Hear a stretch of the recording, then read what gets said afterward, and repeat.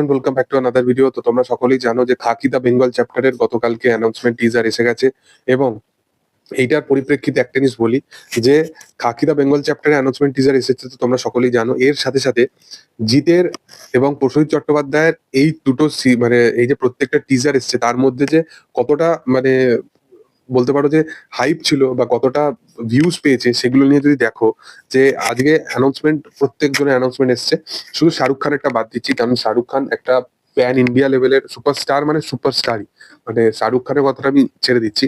Otherwise যদি তুমি দেখো প্রত্যেকজনে কিন্তু হিন্দি মার্কেটে কিন্তু বিশালভাবে পরিচিতি আছে, রাজকুমার রাও থেকে শুরু করে সবার একটা আছে।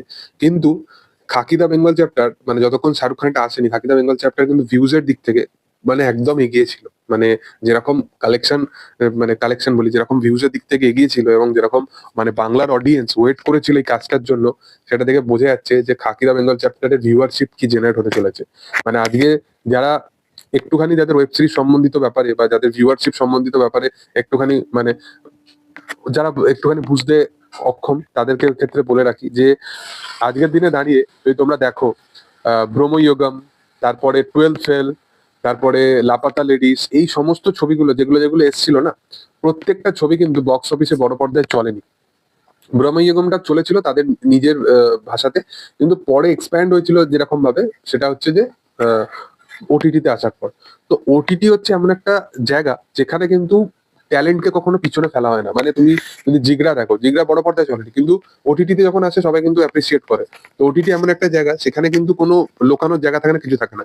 অডিয়েন্স একবার হলেও জিনিসটা দেখে এবং সেটা যদি ভালো হয় সেটা ছড়াবেই। সব থেকে বড় এক্সাম্পল হচ্ছে তুম্বা।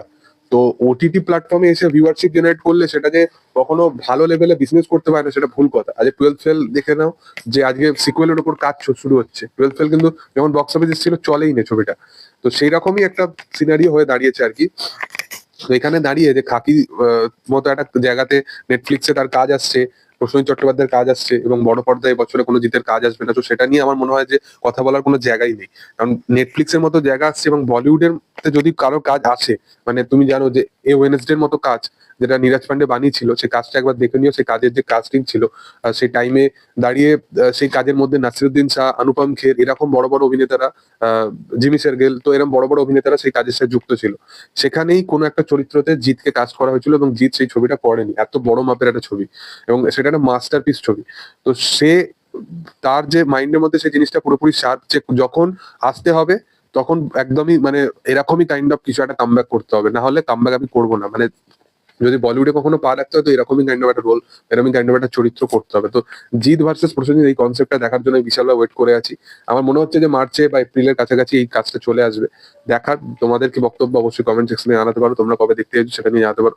আর ভিডিও যদি ভালো লেগে থাকে লাইক শেয়ার সাবস্ক্রাইব করে দিও। Thank you all, by.